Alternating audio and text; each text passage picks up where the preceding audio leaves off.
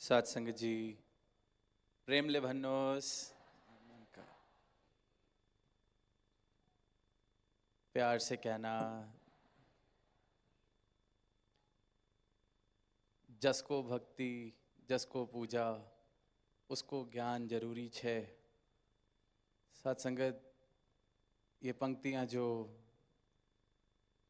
मंच के पीछे हरदेव वाणी की ये जो पंक्तियाँ कि जिसकी भक्ति जिसकी पूजा उसका ज्ञान ज़रूरी है, तो यहाँ मौजूद इस समागम में हर एक संत जो सद्गुरु के चरणों से ब्रह्म ज्ञान की दात को प्राप्त कर चुका है, इस परमात्मा को अपनी झोली में डाल चुका है, वो इस बात की गवाही देता है कि ये कितना ज़रूरी है कि जिसकी भक्ति जिसकी पूजा उसका ज्ञान कितना ज़रूरी है, इस ईश्वर की पहचान कितनी ज़रूरी है।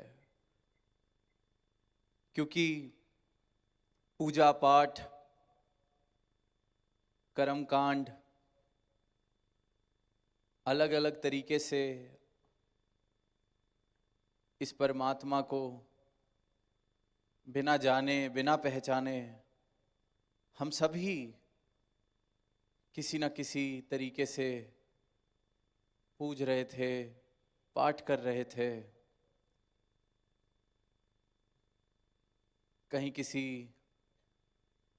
विशेष स्थान पर सोचते थे कि परमात्मा है, कहीं किसी विशेष घड़ी में सोचते थे कि इसके नाम का जब उच्चारण किया जाएगा तो परमात्मा तक आवाज़ पहुंचेगी। कोई सोचता है कि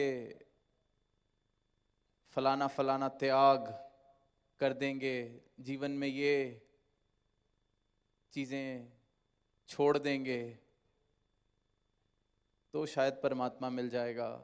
सबकी अपनी अपनी एक मान्यता, एक विश्वास, एक सोच। पर जब सद्गुरु के ब्रह्म ज्ञान द्वारा इस ईश्वर की, इस परमात्मा की पहचान मिली, इसके दर्शन करे, तो बात समझ आई कि मैंने कितनी सारी गलत फहमियाँ पाली हुई थी अपने जीवन में, कितने सारे भ्रम, कितने सारे ऐसे भ्रमों से अपना जीवन भरा हुआ था मेरा। कितनी नादानी, कितनी नासमझी की बातों में मैं उलझा हुआ था। कहाँ मैं जात वर्ण खान पान कितनी दीवारें बना के बैठा था और ये सोच रहा था कि ये परमात्मा के द्वारा, धर्म के द्वारा वर्ण मुझे बताए गए हैं, ये धर्म के द्वारा मानव का विभाजन इस रूप में किया गया है। ब्राह्मण क्षत्रिय वैश्य हरिजन, न जाने कितने कितने प्रकार के ऐसे वर्ण कुल, कितनी ऐसी नाना तरीके की दीवारें जो दिखती तो नहीं पर ईंट पत्थर की दीवारों से भी ज़्यादा मजबूत हैं वो दीवारें। इस प्रकार से मानव को एक दूसरे से दूर विभाजित किया हुआ है। तो फिर इसीलिए इस प्रकार के जो ये समागम, ये जो संत घरों से चलकर आते हैं, ये सत्संग का रूप बनता है। और ये सत्संग का रूप भी कि सकार की कृपा से, इस दातार की कृपा से हमें जो ये ब्रह्म ज्ञान मिला है, तो ये ब्रह्म ज्ञानी जब मिलकर बैठते हैं और फिर इसको जानकर इस परमात्मा का यशोगान, इसकी भक्ति, इसका जिक्र होता है, तो फिर उसे सत्संग कहा जाता है। और ये जो एक भव्य रूप हमारे सामने इस काठमांडू शहर में बना है, जहाँ नेपाल के विभिन्न राज्यों से संत महापुरुष पहुँचे हैं। वहाँ हिंदुस्तान से भी अनेक राज्यों से महापुरुषों ने यहाँ पहुँचकर बहुत ही उत्साह से इस समागम का हिस्सा बने हैं। तो जब चंद महीनों पहले ये तैयारियां शुरू हुई, तो जब मैसेज मिलता था कि मैदान देख लिया गया है समागम के लिए और लगता है कि जितनी ज़रूरत है उसके हिसाब से हमें जगह मिल भी गई है, पर फिर वही आज जो ये रूप बना है तो दिख रहा है कि यहाँ नेपाल के संतों ने इतने प्रेम से इस समागम स्थल को तैयार किया, तो आप सब ने उतने ही प्रेम से इन सेवाओं को प्रवान करके यहाँ पहुँचकर उनकी सेवाओं को चार चांद लगाए हैं अपनी हाजिरी से।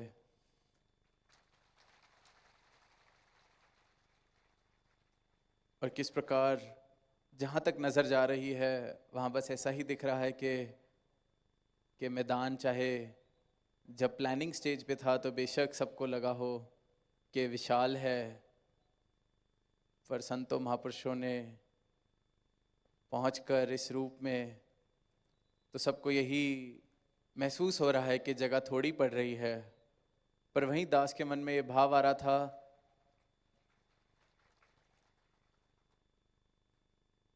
कि जब इस प्रकार से समागम मैदान में जगह कम पड़ती है तो वो भी खुशी का कारण ही बन जाता है कि कितना विशाल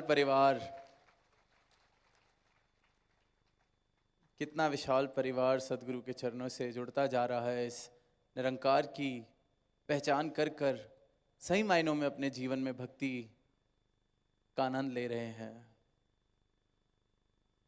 और जन जन को, हर एक मानव को यही एक पैगाम, यही एक संदेश कि इस प्रभु परमात्मा का जिक्र तो बहुत मुबारक है, पर इसकी खबर, इसके दर्शन ये भी पहले आप प्राप्त कीजिए, फिर जिक्र में और आनंद। जैसे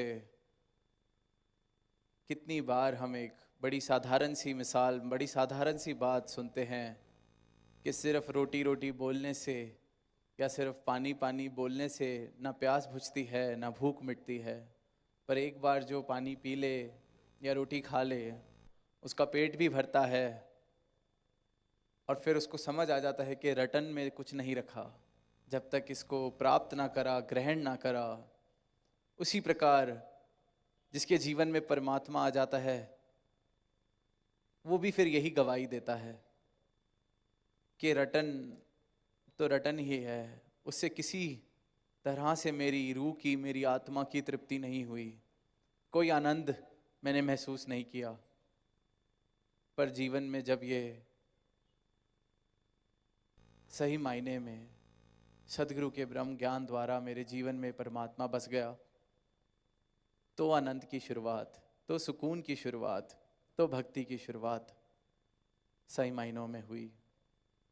यहाँ भी हम देख रहे हैं कि कहने को तो नेपाल, पर कितनी सारी भाषाओं का आज उपयोग किया गया इस एक संदेश को देने में, इस एक की बात करने में। तो यही खूबसूरती इस परमात्मा ने जब ये रचना रचाई, इस एक ने जिस प्रकार से इंद्रधनुष देखने को मिलता है, जब बरसात के बाद सूरज की किरणें जो आसमान में ये बूंदें होती हैं, मॉइस्चर होता है, उसके बीच में से पास थ्रू करती हैं, तो 7 रंगों में वो एक सूरज की किरण फैल जाती है और इतना सुनहरा रूप बनता है। उसी प्रकार इस एक ने, इस एक अविनाशी ने, इस एक निरंकार ने अनेक अनेक रंगों में, अनेक अनेक रूपों में अपनी रचना में खुद को बसाया है। खुद इस रूप में ये इतनी खूबसूरत रचना बनाई है, तो ये रचना भी इस परमात्मा में, और इस रचना के कण कण में, जर्रे जर्रे में भी ये परमात्मा। तो वहीं ये विभिन्न संस्कृतियाँ, कल्चर्स, भाषाएं, ये इतना अनोखा रूप एक निकल के आता है और जब सब मिलजुल के बैठते हैं सारे फ़र्कों को मिटा के, कि ये बेशक संस्कृति अलग हो सकती है, वेशभूषा अलग हो सकती है, भाषा अलग हो सकती है, तौर तरीके, खाना पीना अलग हो सकता है, पर मूल रूप से सब में राम समाया है। मुझ में भी, तुझ में भी, सब में राम समाया है। इस एक की ही रचना, ये भी वो भी मैं भी। तो फिर वो शायर की पंक्तियां के चमन में इख्तिलाते रंग बू से बात बनती है, कि एक चमन में ये अलग अलग तरीके के रंग और खुशबुओं से बात बनती है। चमन में इख्तिलाते रंग बू से बात बनती है। हम ही हम हैं तो क्या हम हैं, तुम ही तुम हो तो क्या तुम हो। तो ये जो भावना कि सिर्फ और सिर्फ मैं, मेरी, मेरी जाति, मेरा वर्ण, मेरा आश्रम, मेरा कुल, सिर्फ यही, मेरे तौर तरीके, मेरे पूर्वज, मेरा देश, मेरा गांव, जब तक दीवारों में बंधे रहेंगे तो संकीर्ण एक जीवन बन जाएगा। दूरियों के कारण और बढ़ते जाएंगे, और मजबूत होते जाएंगे, और पक्के होते जाएंगे। ये मैं मेरी की भ्रांतियां, ये ऊंच नीच की आंखों के ऊपर धूल इस प्रकार जम जाती है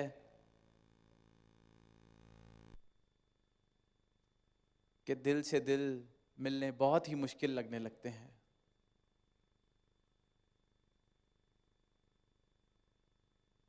कि इंसान को इंसान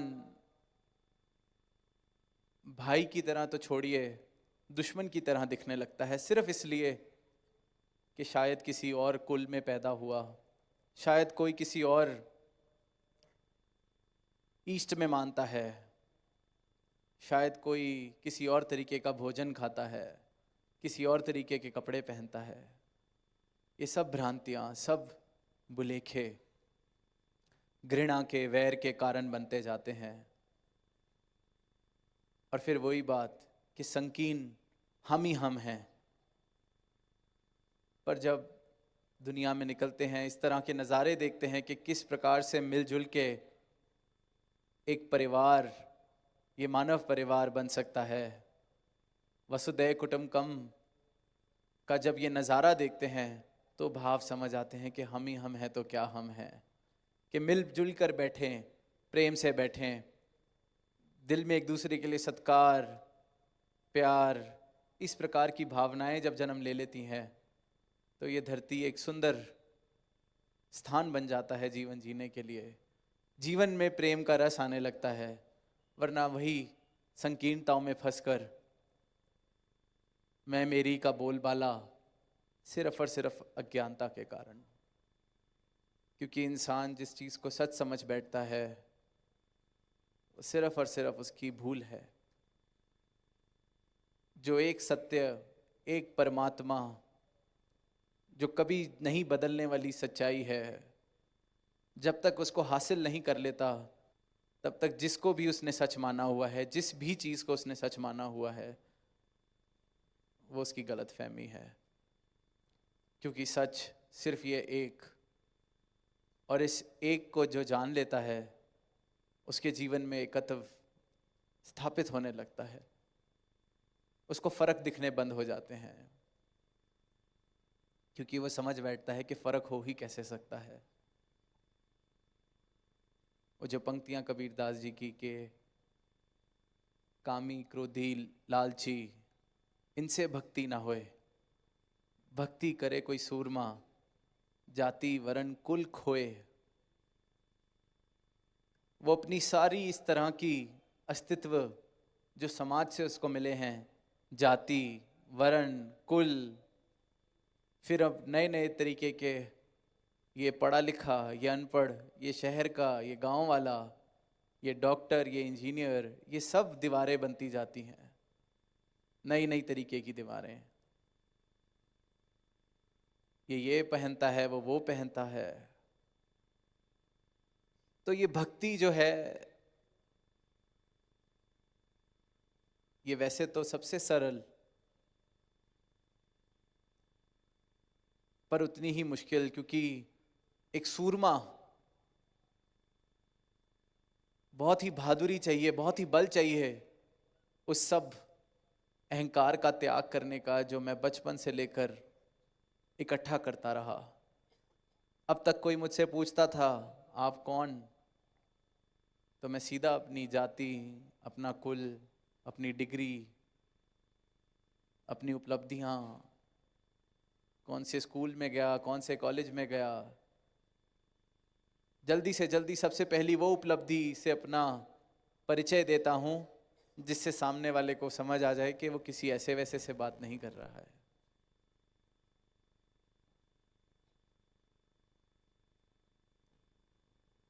कोई ज़रा अच्छा काम करता है, खुद ही कह देता है कि कितने अच्छे कर्म किए होंगे जो आज ये अवसर मिला है। तो इंसान मौका नहीं छोड़ता अपने इस अहंकार को और मजबूत करने का। कहीं गलती से कोई पुण्य का काम करने का अवसर उसको मिल जाए, छूटते ही कि कितने ऊंचे कर्म किए होंगे जो आज ये मौका हमें मिला है, तो वो ऊंचे कर्म, ये सब उसकी अपनी भ्रांतियां। उसको लगता तो है मैं भक्ति मार्ग पे हूं, पर भक्ति नहीं, कामी, क्रोधी, लालची, किसी मनोकामना के लिए अगर इस परमात्मा को याद किया तो वो भक्ति नहीं, वो सौदेबाजी, वो लेन देन, व्यापार, वो भक्ति नहीं कहलाई जा सकती। वो तो ये है कि मैं आपका नाम ले रहा हूं, आप मेरा काम कर दीजिए। वो बेशक इस प्रकार का एक रिश्ता ज़रूर हो सकता है मेरा परमात्मा के साथ, पर उसको मैं भक्ति का नाम दे दूं तो वो भक्ति बन नहीं जाती, क्योंकि वो तो मेरी कामनाओं को पूरा करने के लिए मैंने परमात्मा को एक साधन समझ लिया है, परमात्मा के नाम लेने को एक साधन समझ लिया है। पर जब ये ब्रह्म ज्ञान जीवन में आता है, सदगुरु जीवन में आते हैं, तो वो बताते हैं कि ये तो एक बेगर्ज उल्फत है, अनकंडीशनल लव। जो सही मायनों में प्रेम है, फिर मुझे वो समझ आता है, वो मेरे जीवन में उतरने लगता है। फिर वो सूरमे वाला बल अपने आप ही जीवन में आता है, जो फिर जाति, वर्ण, कुल खोने की हिम्मत मुझे दे देता है, क्योंकि मुझे समझ आ जाता है कि इस सबको बचा के मिलना क्या है। छोड़ना आसान हो जाता है जब इस परमात्मा से रूबरू होता हूं मैं, जब अपनी सच्चाई, अपनी पहचान, अपनी सही पहचान मुझे मिल जाती है, तो फिर ये जो समाज में इकट्ठी की गई पहचान है, ब्राह्मण, खत्री, वैश्य, हरिजन, डॉक्टर, इंजीनियर, ऊंचे कुल का, नीचे कुल का, शहरी, पहाड़ी, जो भी, फिर समझ आता है कि ये तो बेकार में ही पकड़ के इकट्ठा किया हुआ इतना बोझा अपने सर पे, छोड़ा जाए इसको। लेकिन जब तक ये सत्य, जब तक अपना मूल, अपनी सही पहचान, ये ब्रह्म ज्ञान जीवन में नहीं आता, तब तक ये बड़ा मुश्किल लगता है। क्योंकि लगता है कि ये तो इतनी पढ़ाइयाँ करके, इतने वेद ग्रंथ पढ़ के इतनी ऊंची हस्ती प्राप्त की है, समाज में मेरा नाम है, इतनी ऊंची जाति का मैं इस सब को कैसे छोड़ दूं। पर वही अज्ञानता, भ्रम, ये भ्रम बिल्कुल अंधेरे के समान है। बहुत मुश्किल लगता है इससे बाहर आना। लगता है इस अंधेरे से, जहां सालों साल से कभी रोशनी नहीं आई, इतने बड़े अंधेरे से, इतने भारी अंधेरे से लड़ाई कैसे की जाए, इससे मुक्ति कैसी पाई जाए। पर सिर्फ एक माचिस की तिल्ली या एक दिया भी जल जाए तो वो अंधेरा खत्म। उसी प्रकार से ये लगता तो है कि कौन छोड़े अपनी मैं को, इतना बल इसका, पर जब तक सच्चाई का वो दिया जीवन में नहीं आता, तब तक ये बात बिल्कुल सच प्रतीत होती है कि ये किस प्रकार से अहंकार से छुटकारा हो सकता है। यही सब कुछ दिखता है, रोशनी जैसा कुछ दिखता ही नहीं, पर बस ये सच का दिया फिर चाहे सालों साल का अंधेरा है, वो एक क्षण में खत्म। और इसी प्रकार से ये भक्ति किसी स्वर्ग की आकांक्षा के लिए भी नहीं की जाती कि परमात्मा का यहाँ नाम आज ले रहे हैं तो स्वर्ग मिलेगा, नरक से बच जाएंगे। वो भी तो एक प्रकार की कामना ही है, वो भी तो एक महत्वाकांक्षा है। ये भी इंसान ने खुद को एक स्वर्ग और नरक के चक्कर में ऐसा बांधा हुआ है। तो इसी बात से कहानी दास को याद आ रही थी, हाल ही में पढ़ने को मिली कि एक इंसान ऐसे ही किसी बड़े प्रसिद्ध गुरु थे उसके राज्य में, उनके पास गया कि आपसे एक सवाल पूछना है। उन्होंने कहा पूछिए। तो वो पूछता है कि ये स्वर्ग और नरक क्या होते हैं, और अगर होते हैं तो कहाँ है स्वर्ग और कहाँ है नरक? कहाँ है स्वर्ग का दरवाज़ा, कहाँ है नरक का दरवाज़ा? Where is the gate of the paradise, where is the gate of the hell? कहाँ है? तो गुरु आगे से पूछते हैं कि आप पहले ये बताइए आप कौन हैं? तो वो कहता है मैं एक सेनापति हूँ। तो गुरु आगे से कहता है कि तू और सेनापति? मैं तो समझता था कि हमारा राजा बड़ा समझदार इंसान है, तेरे जैसे मूर्ख को उसने सेनापति कैसे रख लिया? मुझे तो तुझे देख के लगता ही नहीं कि तू सेनापति हो सकता है। बस इतनी कहने की देरी तो वो सेनापति का हाथ अपनी तलवार की तरफ बढ़ने लगता है। आगे से गुरुजी कहते हैं अच्छा तलवार भी लाया है, पर तेरी तलवार से मुझे खास उम्मीद नहीं लगती। जैसा तू सेनापति वैसे ही तेरी तलवार, धार नहीं होगी तेरी तलवार के अंदर, कुछ नहीं कर सकेगी मेरा। और बस तलवार बाहर निकलने लगती है तो आगे से गुरुजी कहते हैं here is the gate of hell, कि ये रहा नरक का दरवाजा। और सेनापति बस इतनी सी बात सुनता है, वापस तलवार को डालने लगता है म्यान में और झुकने लगता है चरणों में। तो आगे से कहते हैं here is the gate of heaven, here is the gate of paradise, कि ये रहा स्वर्ग, ये रहा स्वर्ग का दरवाजा। तो इंसान अपना स्वर्ग अपना नरक अपने साथ लेके चलता है। ये हमारा चुनाव है कि मैंने अपना समय अपना जीवन स्वर्ग में बिताना है या नरक में बिताना है। और जो नरक में इस तरह का जीवन जीने में इतना आदी हो जाता है, उसको फिर आनंद के सरोवर में भी बिठा दिया जाए, वो वहाँ भी नरक बना लेगा। ऐसे किसी इंसान को उठा के जो कहानियों में हम स्वर्ग सुनते हैं वैसे स्वर्ग में भी भेज दिया जाए, वो उस जगह को भी नरक बना लेगा, क्योंकि नरक तो उसका अपने साथ चलता है। और इनके संत जिनके जीवन में इनके चरणों की भक्ति है, आनंद है इस भक्ति का, सुकून है अंतर मन का, उनको कहीं भी भेज दिया जाए वो वहां स्वर्ग बना लेते हैं, क्योंकि स्वर्ग अपने साथ लेके चलता है एक ब्रह्म ज्ञानी। तो ये चुनाव हर पल में इंसान करता है कि ये पल मैं स्वर्ग में बिताना चाहता हूं या नरक में। जीवन सिर्फ और सिर्फ इस चुनाव का है,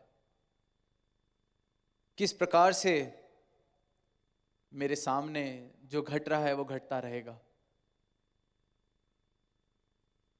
पर कुछ लोग नरक के ऐसे आदी हो जाते हैं कि स्वर्ग जैसी स्थान को भी वो स्वर्ग नहीं देख पाते। सिर्फ और सिर्फ कमी, सिर्फ और सिर्फ वैर, सिर्फ और सिर्फ नाशुक्राना, शिकायत, सिर्फ और सिर्फ इन्हीं भावों से युक्त रह के सुंदर से सुंदर वातावरण में भी नरक जैसा जीवन जीते रहते हैं। और बस यही भेद इस सत्य के साथ जीवन से खुल जाता है कि ये सत्य जब जीवन के पल पल में आ जाए तो पल पल में वो इंसान जिसकी लिव इस निरंकार से जुड़ी है, इस सत्य से जुड़ी है, इस परमात्मा से जुड़ी है, वो पल पल में स्वर्ग का चुनाव करता है। इसी चेतनता को